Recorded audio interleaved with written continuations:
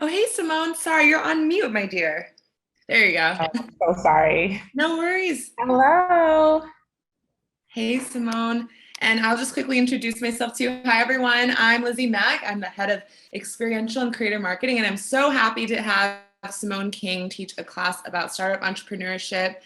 Just to give you guys all some context on how I know Simone, she has actually been working with us so much on some of the amazing casting we've done, and it's just such a powerhouse. So it is truly our pleasure to have you here in the midst of your busy schedule, in the midst of being a mom as well, to share Oh, some insight with our community. So I'm thank you. still taking it from the mom part. No, no worries at all. I just wanted to tee it up for everyone, but I'll go ahead and get your presentation set up if you'd like to go ahead and introduce yourself and tell them a little bit more about you and how you got here.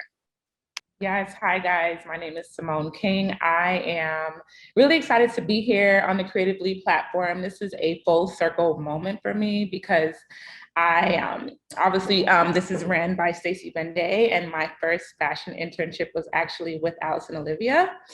That taught me a lot of great things. So it's amazing to be coming back to this platform and being able to share gems. I've obviously went in all different directions from fashion into entertainment and now owning a PR agency. But being that creatively is targeted to people in creative spaces, I'm happy to talk about coming from the fashion space and going into the space that I am in now. I started out in fashion corporate doing sales, marketing, and PR, and then ended up owning my own PR agency. Representing music people, entrepreneur, public figures, sports people, etc. So yeah, I'm ready to start whenever. Amazing. Thanks, Simone. I'm going to go ahead and share my screen with you all. And just so everyone knows too, please feel free to drop questions in using the Q&A button. I'll be going ahead and stopping Simone where it makes sense to ask the questions. And feel free to chat with me in the chat. Simone, don't worry about it. I got you in the chat to bubble up any important questions. But yeah, please feel free to submit any questions through the Q&A button, and we'll make sure to have time to stop and check on those, but ask us anything. So I'm going to go ahead and start presenting some. Awesome.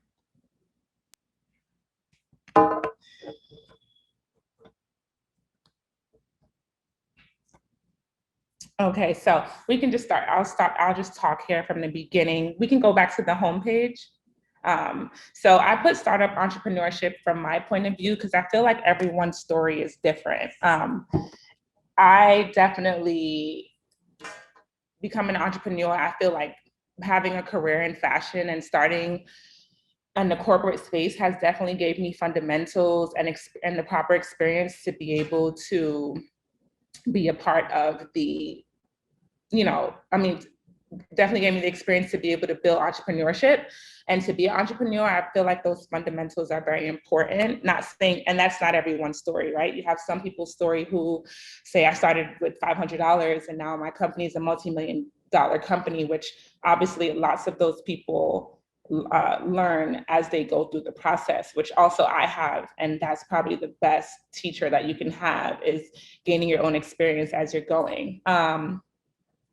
With that being said, we can go to the next slide. So I just want to cover the top line topics. I don't have as much time as I would like to go through so much, but I was just sitting there thinking, like, what are all the things that I wish people told me that I can tell them? There's so much more than this list, but I just decided that these are the things that can give you a nice base to start. So I call, instead of calling it the table of context, I'm calling it the real, because I'm going to keep it real with you guys. I know social media puts out the glitz and glamour of being an entrepreneur. Obviously, there's amazing perks to owning your own business, but there's also things that we need to learn and growing pains as well. So one thing we're going to cover is identifying, researching, and solidifying whatever service or product you're going to offer, experiencing the networking, which to me is like one of the major keys. Marketing and what that means today, because marketing is a complete different animal compared to what it was even 5 years ago, with social media and all spaces being a lot more digital now. The things they don't tell you, scaling your business. I'm not sure.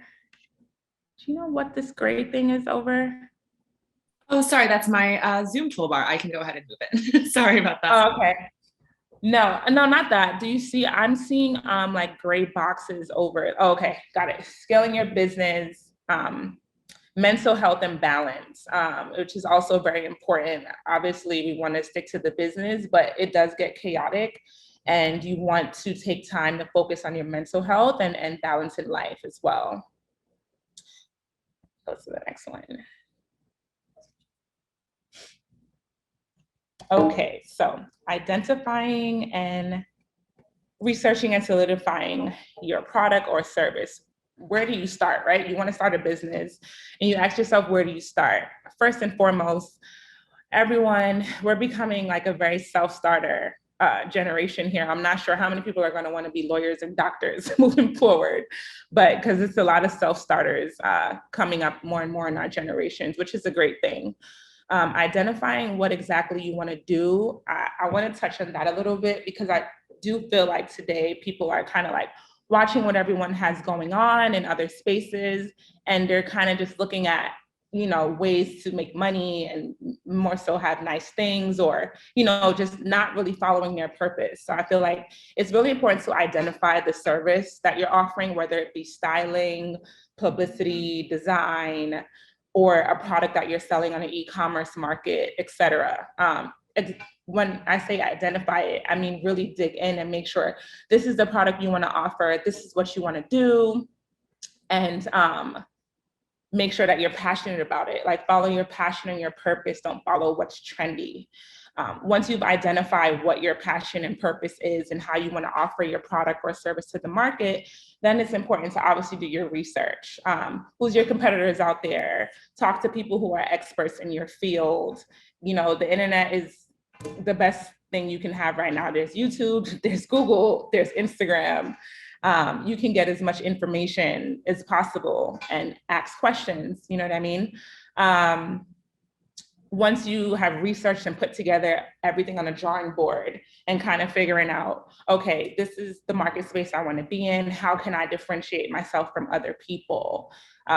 You know, there's lots of aspiring stylists, there's lots of aspiring designers, there's lots of aspiring publicists, musicians, et cetera. But you have to figure out what is going to set you apart from other people in a market space. Or is it, you know, who is your competitors in that space that you can probably team up with instead of just kind of like making them a competitor? How can you kind of bring them in to your space and follow their lead? Solidifying. So solidifying is kind of like getting your business straight. This is a lot of what I learned along the way. So obviously when you identify what your product or service is, you want to create your brand, right? And creating your brand means identifying what that name is going to be. What are you going to call your product? What are you going to call your service? Once you figure that out, you need to properly form your business. This is very important. I definitely started my business just going, and you learn in the long run or the short run that you need to properly solidify your business. Once you get your LLC, you want to get with someone, a registered agent, to make sure that your business is being filed properly, you have a tax ID, and especially if you're going to be selling your product on e-commerce or brick and mortar, you want to make sure that you trademark your names and your designs and copyright the things that you want to make sure people don't try to take away from you or rebrand it or copy it, etc. Another thing that's important to do is obviously getting your domain for your websites. People try to say websites aren't as important as they used to be. Obviously, when you're selling a product, the website is important to sell your product on. When you're offering a service, Instagram is people's go-to. It seems to be the resume now, but it's still good to have a website to just go back and get the general information from. And with that being said, you also want to make sure that you go ahead and solidify your domain name as well. There are some times where, like, after you get your domain name and LLC and trademark, et cetera, someone may actually have that name on Instagram when you're trying to create your social media platform tools. So with that being said, this is why trademarking is important. Once you have proof of your trademark, you can reach out to the social media platform and let them know like, hey, you know, the name of my business is XYZ. I see someone else has XYZ and I'd like to reclaim that back. That's also very possible. And I think some people don't do that. They kind of just start to create another name or add an underscore. But if you do own the trademark, it's now yours and you can reclaim that. Just make sure that you own your trademark globally and not just nationally. Quick question for you, Simone, there. If you do not have the trademark, is that where, because I know sometimes if certain Instagram handles are claimed in advance, you kind of get into a bit of a bidding war. Can you avoid that because you have the trademark, or at what point does it kind of go into that like strange bidding war of trying to purchase a handle from somebody? Well, that's the thing. It shouldn't have to be a purchase, right? If you're reaching out to Instagram and letting them know, hey, someone has this name, but I actually own the rights to this name, they're supposed to actually go out and let the person know, like, you know, this name is actually owned and they want to, you know, claim the name as their company. So it is a little tricky. But what I also do tell people too is you can also search through Instagram and see what names are not taken. But if you're like really sold on this is a name that I want, then you'd have to go through that little bidding war. But if you choose a name differently, because I've done that before too, like, oh, okay, this is the name of a business already. Okay, let me take this route instead, so that I don't have to go through that. So then I'll claim it on Instagram already, and then make sure you have the trademark so you can have everything solidified. Great, thank you. It also helps too with hacking too. Whenever someone tries to hack your page and you have to reach out to Instagram and prove that this is yours and your brand, et cetera, unless you have your trademark and paperwork and identification, it helps to make things a lot easier to get your page back. I know that's a thing now where people are soliciting you, like they're actually hacking into your pages and then soliciting people to pay to get their pages back. It's kind of crazy. Thank you. Okay, we can go to the next slide. Experiences and networking. So this is the best tool and a resource you can have for sure. Coming up in fashion, I always thought I was always going to do fashion since I was in high school. There was nothing else I wanted to do with being fashion. At first I was like, oh, maybe I'll be a stylist since I like to dress. And then as I got older, closer to graduation, I was like, you know, I want to be a businesswoman. I don't really want to be the next stylist. I don't want to be the next fashion designer. So I ended up deciding to study fashion marketing and management at Berkeley College in New York, where it teaches you the businesses of fashion. So the marketing aspect, anything from visual merchandising to wholesale to retail math, just the whole business blueprint of running a fashion business. With that being said, I did realize, especially being a brown girl in this fashion space, that it was a very competitive space and there weren't many girls that looked like me. So I decided that I remember sitting on a train on the way home and I'm like, how am I supposed to compete with all of these people who want to be in fashion?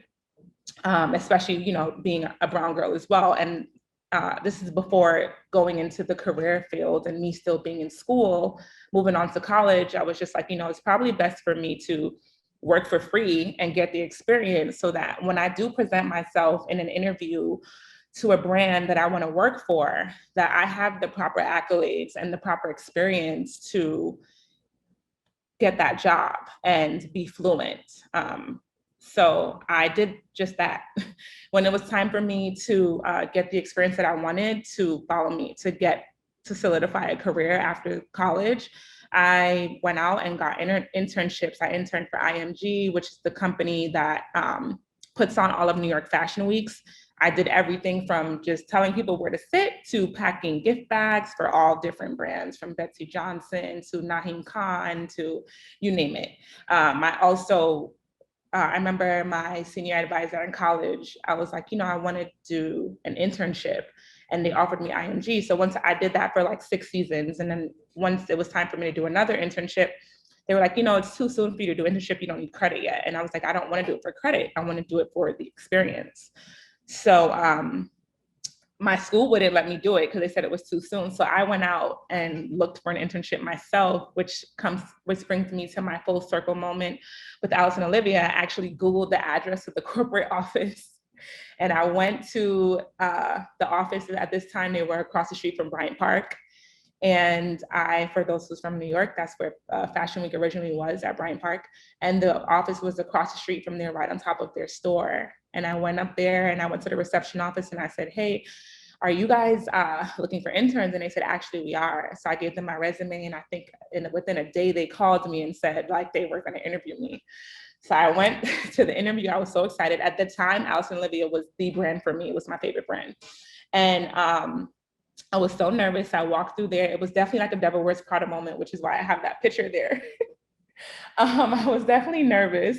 Once again, there was no brown girls in the building. And I remember interviewing and leaving and saying, there's no way I'm going to get this internship. They're not going to hire a Black girl because there's no Black girls there. But lo and behold, I did get the internship and I was very excited. And I took that moment to be a sponge in every room that I was in, whether it was a sales meeting, a design meeting, a PR meeting, just simply helping a sample coordinator, asking to sit with the data person, asking them how they were entering orders in a system, preparing for Fashion Week, preparing for market, trade shows, et cetera. I took in obviously it's a non-paid internship, but there is a huge value in experience versus the dollar. A lot of people these days, they want to just get the money. But if you truly care about your field and you want to excel, it's really important to know everything about that business or that product inside out, because that's also another thing that's going to set you apart from the others. A lot of people go into the job market kind of trying to learn on the job, and you realize those are the people that don't continue to excel. As you are doing these internships, and I worked at Juicy Couture on Fifth Avenue while I was interning and while I was going to school. So I had a full 7-day week, compiled. There was no days off at all while my senior year in college and my junior year. So I say that to say, when you are doing internships or reaching out to a mentor, someone who's an expert in your field, there's tons of people in all fields who would love someone to just give them a call and say, hey, I'm not looking for money. I just want the experience, and I want to learn from an expert, and I just want to be a fly on the wall and help you and I want to see it and get the proper experience, so that when I go out to offer my product or service, that I can have some experience under my belt. It definitely saves a lot of the growing pains and X's some of those off of your list. And as you're doing that, you should be networking. I tell people all the time, I'm not really into the cheesy networking format. Like, hey, I'd love to network. I'd love to meet and talk. Like, I'm about doing everything organically. So what I did was put myself in the spaces that I wanted to be at. So you wanted to be in fashion. If it was a retail job, I wasn't working at a cafe. I was working at a fashion brand. If it was an internship, I was working for brands that I actually loved. Even when it came to me getting jobs, I took jobs that paid less because I liked the brand better that paid less. But that's because I truly loved what I was doing and I wanted to enjoy working. I never wanted to just work for the money. I wanted to truly chase my passion, and which was fashion.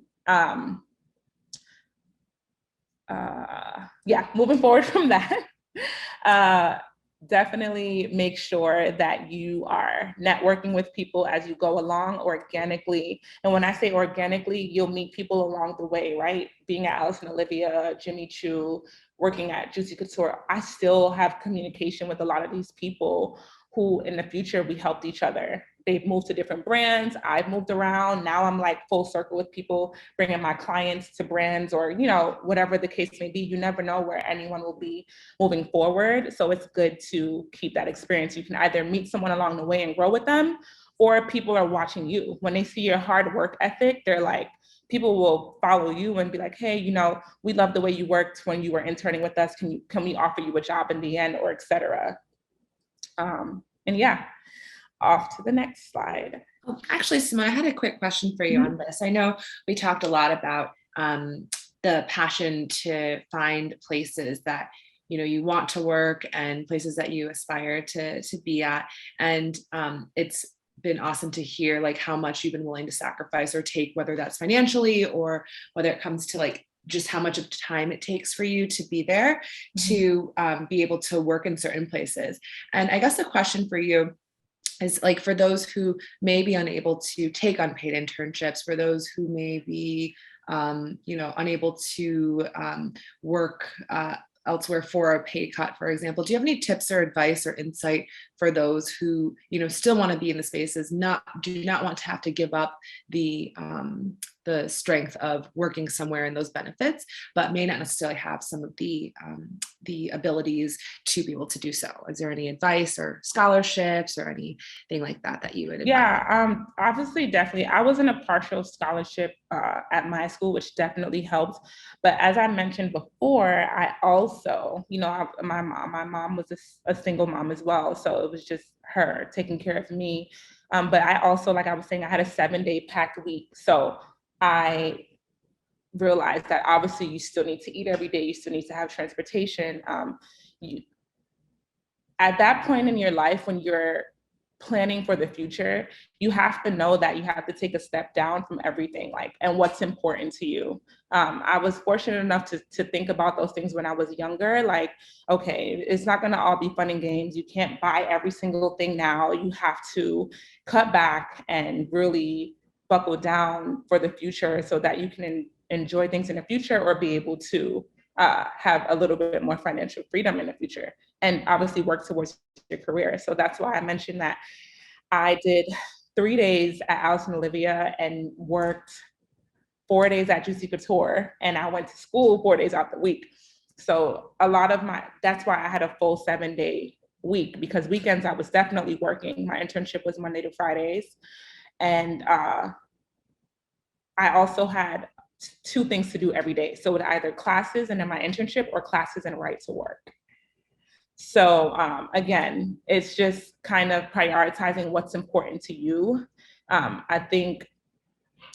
I know it may sound like maybe not the nicest thing to say, but I really have no remorse for people because I've done it. So I'm like, you can get a part-time job and you can get an internship and you can go to school. Even if you're just working on the weekends to support you to have food and transportation to get to your internship and to school, that is a part of the process. Everyone has to make sacrifices to make it to the next place. So it's like, I don't even have the answer to say, listen, I know you may not be able to have the finances. Like I had days where I had to really decide, okay, so maybe I won't have this for lunch so that I can make sure I have this later. You know what I mean? You have to do what you have to do. I think for sure today, everything is, and that's why I wanted to put on my presentation, I'm gonna keep it real, because the social media today isn't really doing that. Some people do, but it's just you have to let people know, it's not, you see what it is now, but it hasn't always that. People don't know the sacrifices that people make to get to where they are today.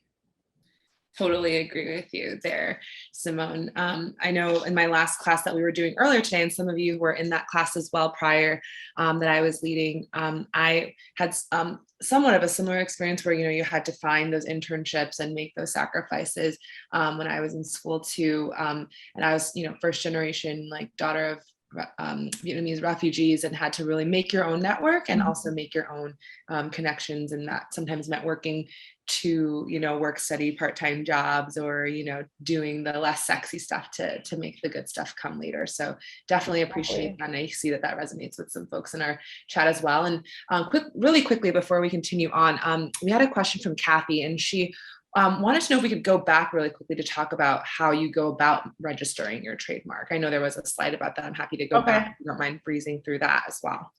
Of course. So there's a few different ways. There's actual human resource lawyers that you can reach out to in your state. And now today, there's actually websites that you can go on and do the trademark yourself. I've never done that, which is funny. I recently found out that there's a website that can do it. I decided to take the lawyer route because I just rather have it be done properly and me not try to figure it out if I'm doing it properly online. I am very much so happy to share the websites with you. I don't know, something you could probably share on Instagram later, but I can definitely grab them from the person that shared it with me the other day. But I chose to go through a lawyer. You go through an actual like HR lawyer who covers everything from human resources, how to properly structure your employees at your job, which is another thing I was going to talk about later, and trademarking your company, et cetera. And then they'll also tell you how to classify your business. So for example, if you are trademarking a name for a clothing brand, you also have to classify it under clothing, apparel, et cetera. Or if it's going to be for food, they'll put it under food. So it has to be trademarked and classified under the trademark, because what also happens is someone may have the same name as you in a different industry, which is possible. Awesome. Thank you so much, Simone. Yes. Hope that answers your question, Kathy. We can share this deck shortly. Apologies again for the boxes. It's because I'm screen sharing. And so I'll share the WeTransfer to the deck, but also we're happy to, if you have a question or would like to receive those links, please feel free to email us at feedback@creatively.life. Again, it's feedback@creatively.life. And we can share those resources with you that Simone and I can collect and gather together for you after. Also, just really quick, I think LegalZoom is also one that helps with domain names as well. Amazing. Thank you so much, Simone. Back to our regularly scheduled programming.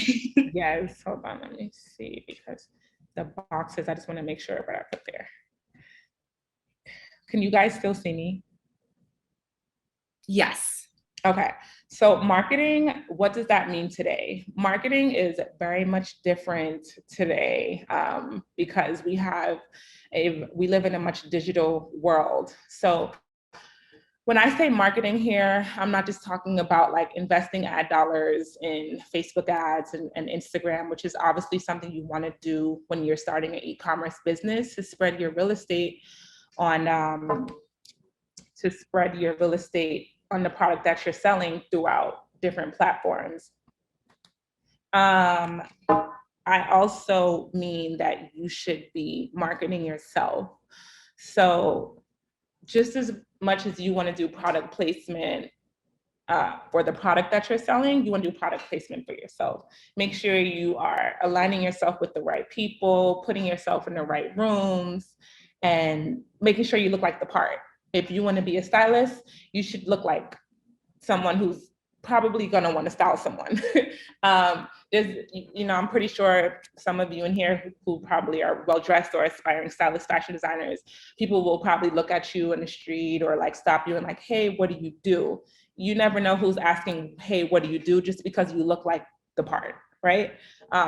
You want to utilize your network as well. So as I mentioned before, as you're interning and growing and just moving around in the world day to day and growing your network, you want to also let people know what you have going on, because you never know who they know. So whether it be a service that you're offering or a product that you're selling, you should also utilize your network, because obviously we know this is how influence and marketing came about, because you have one person that puts a product out there and it kind of is a ripple effect of other people finding out.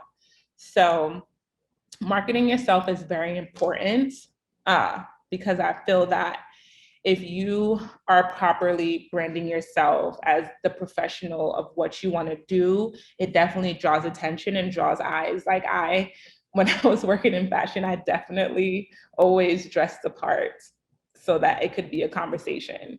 My mom taught me that and it worked. So I want to drop that gem on you guys as well.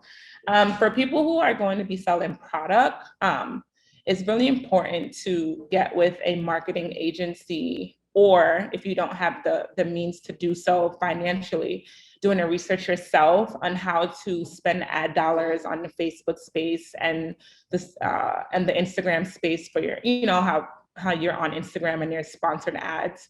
You can start small and target regions that your target market is in, and invest dollars there so that you have sponsored ads popping up there.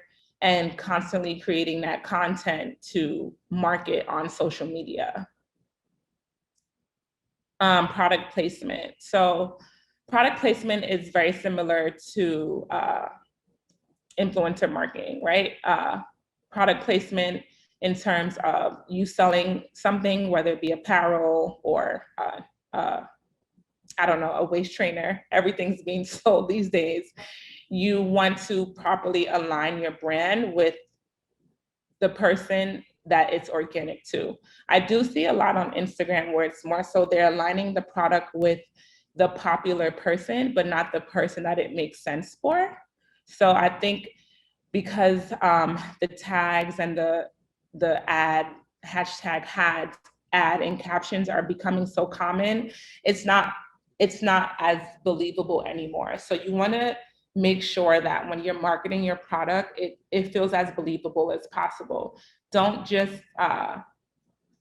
gift someone or decide to pay someone to post your product because they're popular. Make sure that they are properly aligned with what you're selling and that they are a part of your brand. Brand identity is very important. There's so much stuff I have to talk to you guys about, but brand identity is very important. So if you begin to align your product with the people that you want to see in your product so that it creates this brand.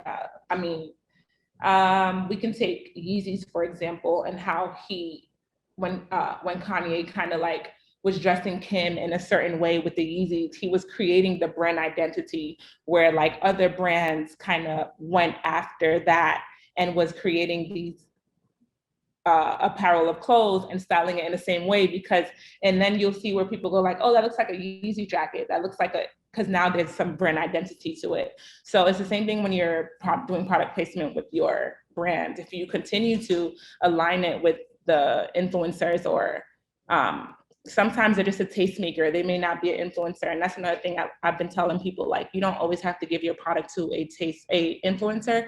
You can also give your product to a tastemaker who may have 5,000 followers, but the followers that they have and the market that they're in is the eyes that you want on your product anyway. And yeah, there's so much more I have to say on that, but I don't have that much time. Simone, we actually had a question that actually ties into this, and I think I agree. This topic is particularly so broad and really deep. You can go really, really deep. So I appreciate that this is such a great top line like view in, and then we can use some of the questions to go a little deeper. But we had a really great question from Milena. She asked, what if I provide multiple services and products? And she just listed a couple different things that she's doing, from murals and illustrations to even a book. Should she try to keep everything in one place as far as marketing, or separate them out? So I think when you offer different services that are under the same umbrella, they all feel creative. You can kind of make yourself one entity, one agency. But if you're doing something like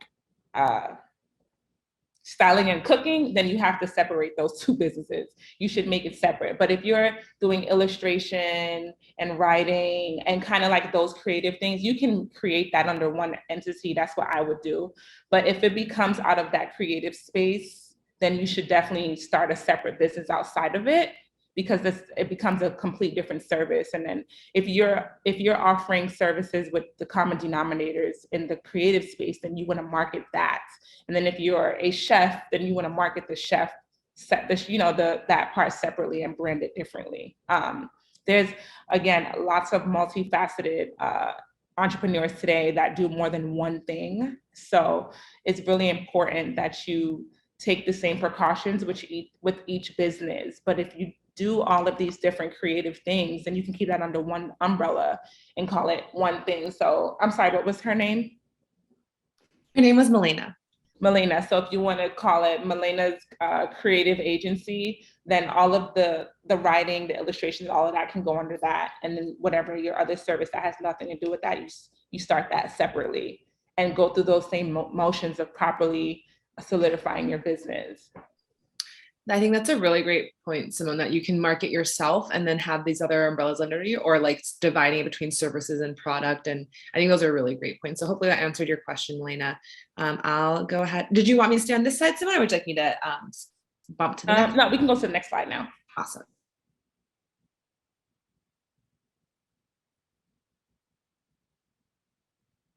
So the things they don't tell you about, that's another one I can talk about for a whole nother hour.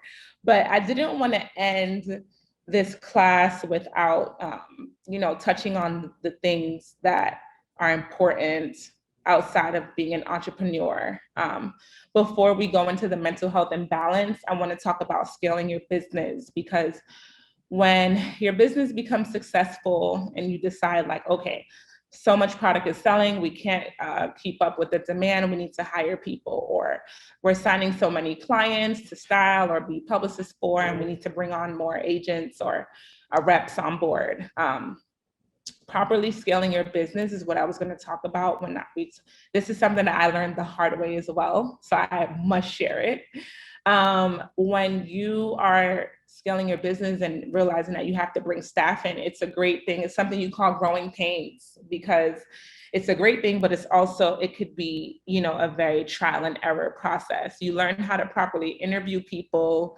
You learn what you're actually looking for to help your company. But most importantly, you have to make sure that you are following the legal rules on how to properly bring people on board when your business is becoming successful and you're scaling. So obviously the goal is to be able to scale your business. So if that's happening, and say, obviously we live in the state of California, you want to make sure that whatever the laws are on how to hire people, under what terms, that you are doing it in an appropriate way, because you can, in fact, get into trouble by not bringing people into your business the right way on paper. I learned that the hard way, making all my employees 1099s and realizing like really they should have been like hourly employees, et cetera. I mean, it's not the worst thing in the world, but you want to make sure, just in case, you have any conflicts with someone you bring on board. The goal is always to protect your business. And I feel like, again, as your business is growing and as you're learning things, these are things that no one's ever told me. And it's good, as your business is growing as well, to take some of your profits and invest in a proper business manager, and invest in having a legal consultant when you need one, to make sure that you're on the right track. So the same person that would be doing your trademark is the same person that would be helping you, making sure that you're forming your company properly and your team. That's one of the things that they don't tell you. Like, when you get into your business and it continues to grow, that's something that's really important. There's so many things to tell people when you're starting a business, that I think a lot of people have skipped over a lot of the important things like that. And it's not that it's intentional. I think it's just so much to tell someone. So I decided to pick out the things that have affected me before, that I would definitely want to share with other people, so that they don't go through things. Mental health and balance being an entrepreneur. So same thing as being a multifaceted entrepreneur, having different things to do. It's the same as being a mom and running a business and trying to have a personal life and family life, etc. One thing I've learned is to protect your mental health by trying to figure out balance. Entrepreneurship is not always going to be a walk in the park. There's going to be hard days, there's going to be challenging days, but it's really super important. That's why it's really important for you to, like I said, follow your passion and purpose, because regardless of how hard days can be or challenging a day can be sometimes, you're still in this space, you're still blessed enough to be paid to do something that you love. So it's important to chase your purpose and passion versus chasing the check. Because when you have to run a business, everything is on you. Something else they don't tell you is when you work for a company and you're getting your regular paychecks every week and you have a 401k, et cetera, and health insurance, then that's kind of like a safe umbrella, right? But when you're an entrepreneur, all of that's off the table. You have to create your own sort of 401k. You have to go out and get your own health insurance, and you have to make sure that there's money running through the company to feed you, to feed your employees, and to continue to run a successful company. So the pressure of all of that alone can really deteriorate, can break you down sometimes, because on top of loving what you do and wanting it to be perfect all the time, and just, work is always on your mind, you have the pressure of making sure that your business stays afloat. So it is really important to find that channel, whether it be yoga, meditation, whatever it may be. I'm a mompreneur now. My baby is 11 months. I was going to bring him on, but I had mom issues before. So, talking about that balance, he didn't make it into the class, but I was going to bring him. He's the cutest thing ever. I was going to bring him to the class as a conclusion, me baby billion. But yeah, so I am a mompreneur, and you wake up and you do what you have to do.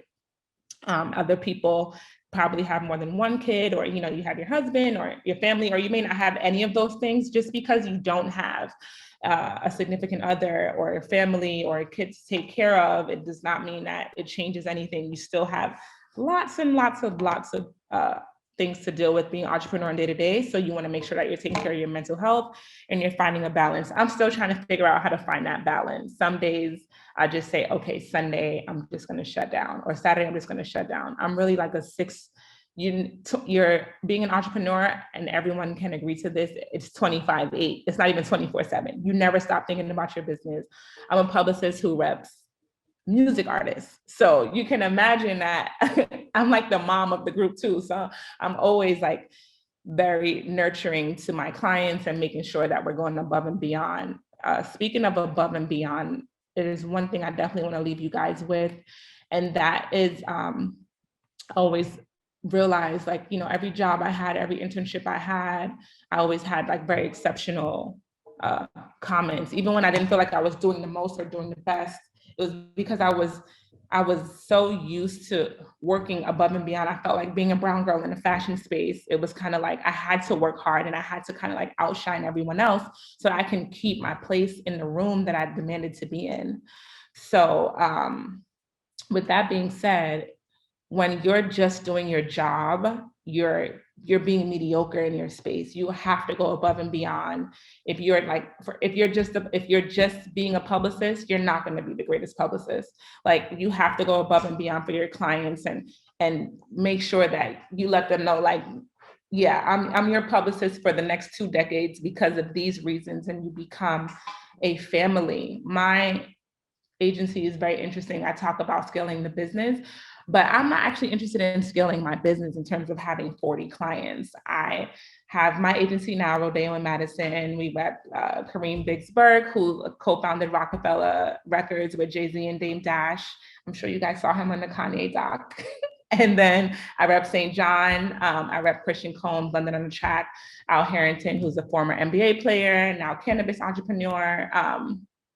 So we have a qualitative group of people, but we build within them and we create a family ship. So scaling your business doesn't have to mean expanding with people, like having a bunch of people. And if you're offering a service, obviously, it can also mean scaling within your company. So when I talk about going above and beyond for your clients and you create that rapport with them, then it opens opportunities for you to grow with them in other ways.